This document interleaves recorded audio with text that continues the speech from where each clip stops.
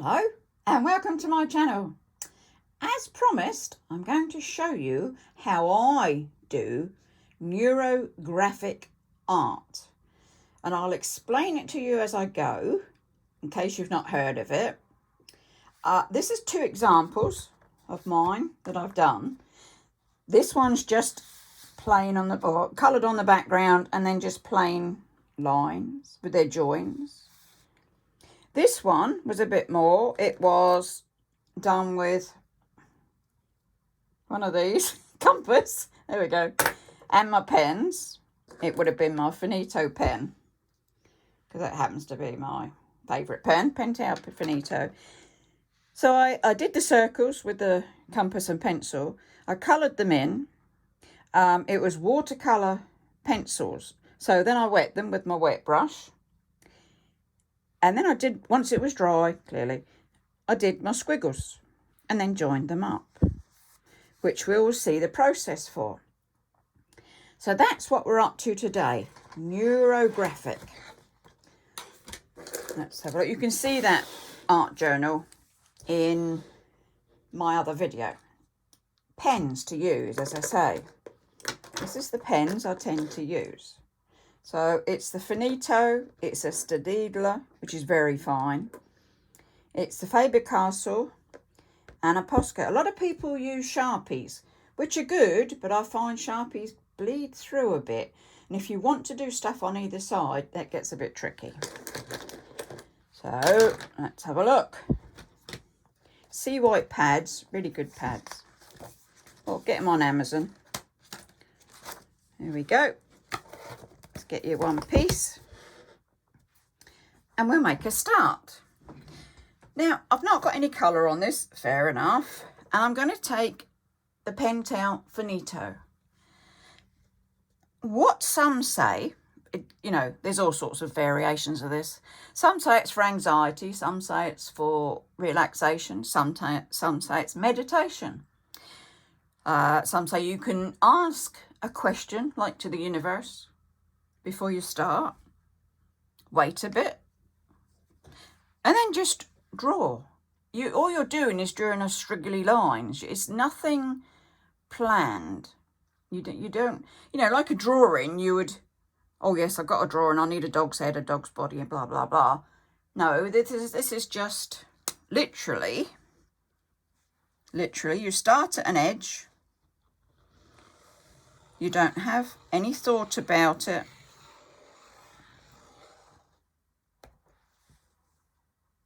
Very simple version. We'll do some more because it looks a bit unbalanced, and you can come over, you see. You go over your lines and round your lines and off. How's that? We'll stick with that, shall we? Now, the bit that I like doing that, but the bit that I like most, that seems to really catch my attention, is the joining. You see, you've got crossovers. So what you're trying to do is soften them up. So I'm going to do this just to soften them a bit on all of those. And then you ink them in. Hope you can see me do it. I'm trying to do it so that you can still see what I'm up to. But that process for me is something that just catches my attention every time.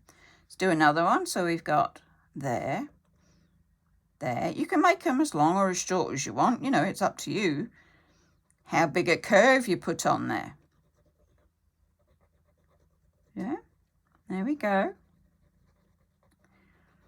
So this is neurographic art, it's called. If you're finding that where you've done your line, it's come a bit over, don't worry, because what we can do, you just make a thicker join. Doesn't hurt it. Another one, let's do another one. That one. So that's quite thin. Yeah, so that's all I'm doing. Just rounding them off. And the best thing about this, no matter how many you do, you'll never have two the same, because obviously your squiggles will go different ways. This one doesn't have too much there. I'll give it a very slight curve just to blend it in. Here we go. Even I calm down when I'm doing these. Sort of stop gabbing because I'm in the mode of doing them in. Colouring them in. But as I say, this is my favourite bit. To go round the page and see where I can join it to soften it. Yeah, there we go. In the journal that I was doing, I did actually take some notes on what is neurographic art. So it says, neurographic art is a simple way to work with the subconscious mind through drawing. This creative method stimulates new neural pathways by combining art and psychology. Simply stated, connected neurons processes information received. If that sounds simple to you, but yes. I try not to think too much on these things. I'll only confuse myself more. I do it because I like to do it, and that's fine for me. I don't have to ask a question or have any thoughts or need anything answering. I simply do them because I like to do them. Can't get any better than that, can you, really? So we're matching up there a bit. Now, they're a bit tight, but you just blend them so you haven't got any shouty out connections. You're trying to just soften things. You can then go, if you want that a bit softer, you can come up there. See? Such fun. It's just really relaxing. I mean, for me, I'm really not thinking of anything, and this is why I'll sit there for hours doing these, as I would. But I'm just in my own little world. I don't need music on. I don't need telly on. I don't need to think about anything particular. I'm just enjoying the process. Sometimes art can get a bit complicated and people can oversell it, if you like. You know, oh yes, if you do this, it'll make you relax and it'll answer all your questions, which is fine if it does. But if you don't have the questions in the first place, you don't need to have them answered, do you? Logically, then. See this? Just so soothing to do.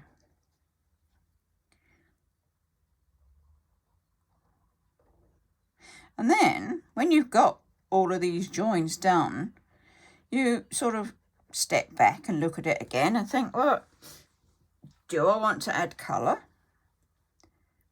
Do I want to add pattern? Because it's just totally up to you. Or you can leave it exactly as it is like this, and it's still a lovely piece of art. If you think at any time, I've got a bit bland there, perhaps I need to add something, you can add. I can add any shape. There we go. And it just settles in as though it should have always been in there. So you can have it, as I say, as plain as you want or as complicated as you want. It is entirely up to your eye for this particular picture, artwork, masterpiece. Nobody's judging you. Nobody's going to say, oh, you're not doing that right, or you shouldn't do it like that. No, this is about you connecting with your creative side. You don't have to be a trained artist to do it, or a trained therapist or anything. You see, let's just, by doing these ones in, you wouldn't know it wasn't in there in the first place. You can do standalone shapes. You can do circles, lines. They don't have to be just done in one pen swoop. You can add it. It's entirely up to you what you do with it.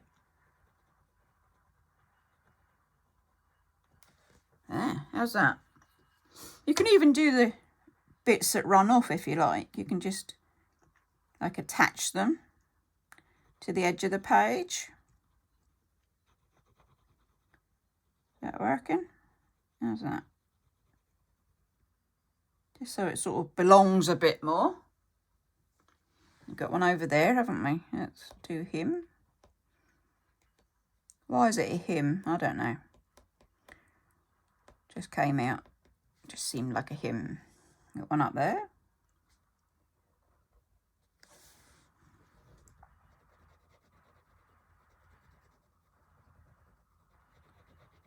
Yeah. I mean, you can use your brush pen if you want to. If you've got bigger bits to black in, you can just do a thicker pen with it.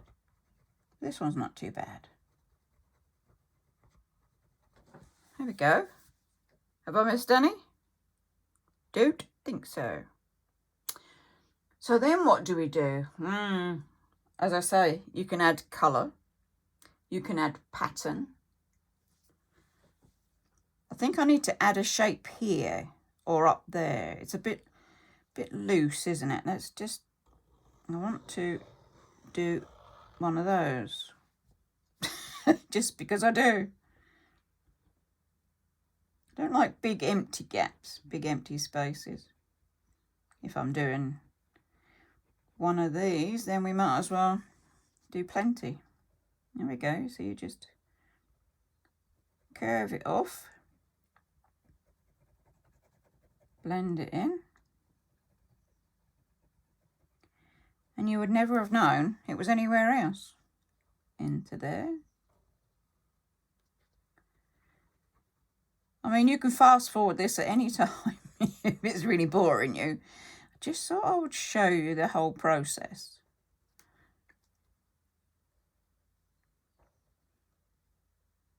And it's just relaxing. Time passes you by because you're not aware of any time or anything else going on. As I say, no shopping lists, no school runs. Not that I do those anyway, but mine have got grandchildren. I've got grandchildren of my own, so yes. You might be a school mum, a school run mum. But you can pick up, you know, you can put it down, pick it up whenever you want to. That's better. I'm happier with that now. What do I want to do on it? Do I want to put some colour in? Let's do some colour. I have my trusty big huge box of colour, my pencils, which tend to go out with me everywhere. So are we going to watercolour it? Let's do watercolour, hey, and then you can use the brush and put them in. Now on this, there's several things you can do. You can colour it in fully, you can colour in just the middle, you can colour in just around the outside, you can mix your colours up. Again, feel free. I'm going to do this inside, so I'm going to do a line around first and colour on that piece there. Yeah? Change colour, just because I want to. Let's do another one in there. I think I might do them all like this on this one. As I said, you can colour them really however you want, or you can stick to one way of doing them. In all of my different ones, sometimes I'll mix up what I've got going on. I'll just see if I can find you one in here. There's a bigger one, and that's got full colour in there and patterns on the outsides, but it was just one simple big line. So we're doing the small one today. What do we want up here? Let's do one up there. See, I'm just drawing in to get my shape in there first. And then I'll fill in this. And then when I've done some of these, I'll get the wet brush and show you how that just mixes them all in. What else do we want? That's it. Can't reach them. Turn the page over. Let's have that one. One over there. You still see me? I want to go out of shot for you. That's only a small one, isn't it? Perhaps I can do another one of that colour, but a bit bigger. Let's see about this one.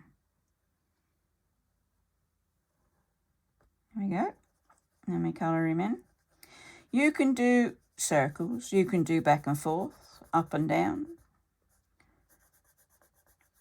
How you get your colour on is not an issue here. Let's just get colour on. Yeah? How's that? Where'd that one come from? Over there. So now I want to get my, go the right way, my water brush. See this? It's only just got some water left in it because I was out with it yesterday. Now I always put it over my hand to test it first, just to squeeze it until the water starts coming through. Yeah, then you've got your right amount of water on there. Then you can start on your colour. So you're just gently mixing in the actual colour that you've put on there to make it not so grainy. You know, the actual colouring looks grainy, doesn't it? But once you water it in, if you've got watercolour pencils, this is just one way of using them. And this again is still nice to do. There you go, see, mixes in and you don't have any pencil marks in there to speak of. In between colours, I tend to take it off. You can, I don't know if you can just, no, you can't see it, it's too light. There's only a little bit of colour that comes off because you don't want to be transferring one colour to the next colour. So I just clean the head a bit. There we go. It just softens it up. Now you see how that one is as to that one. You can see the definite difference in them. So we're going to ungrain this one. I mean, if you want to go bigger for a smaller white edging, that's fine. You just push your colour out a bit more. There we go. How's that? Oh, yes, I'm liking this. And we've got one more coloured at the moment, which is this one.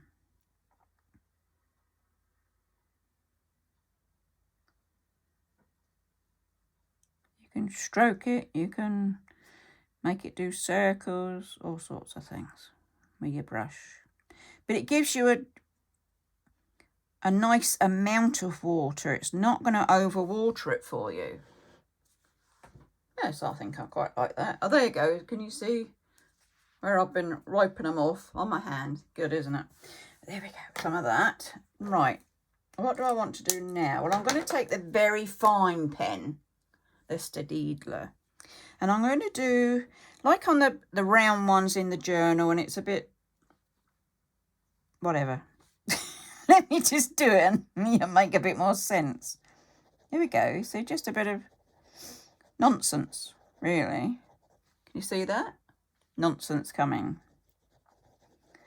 So it's not anything in particular. Again, it's just, I thought, oh, well, I'll do that.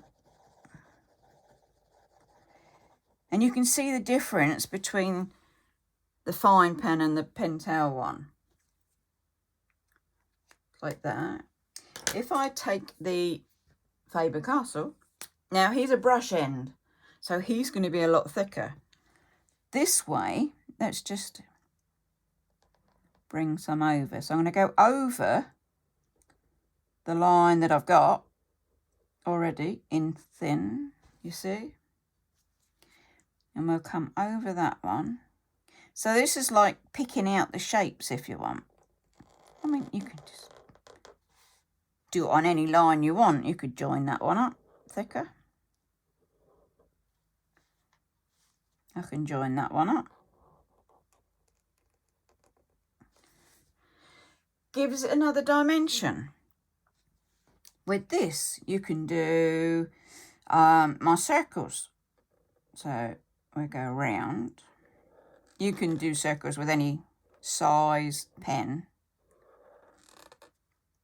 But to show you this example, I tend to do them line to line for some reason. And then, to make them stand out more, I'm going to black in more. There we go. Same down there. If you've gone over a bit and you want to even up your lines, you can do that. See this? I think by going around them, makes them stand out more. But you can do them in any size pen you want to do them in. You don't have to do them in the big thick ones. You might just have a biro that you're working with. That's fine. You don't have to have specialist pens. It's just because I do a lot of art. So there's a bit sticking out there, isn't it? Just pull that one over and pull that in. That's that any better? Just to shape them in a bit more. How's that? There. Now that's quite calm, but reflective. I like the colour. You've got pattern work in there. You can do anything with it. It is entirely up to you. I'll leave that one on that note, or else you're going to be so bored. But anyway, do give me a thumbs up. Do subscribe. Always bring you more. I hope you've enjoyed this video and this walk through and talk through and just sharing with you my love of art, of all sorts of art. So you stay safe and you take care. And it's bye-bye for now.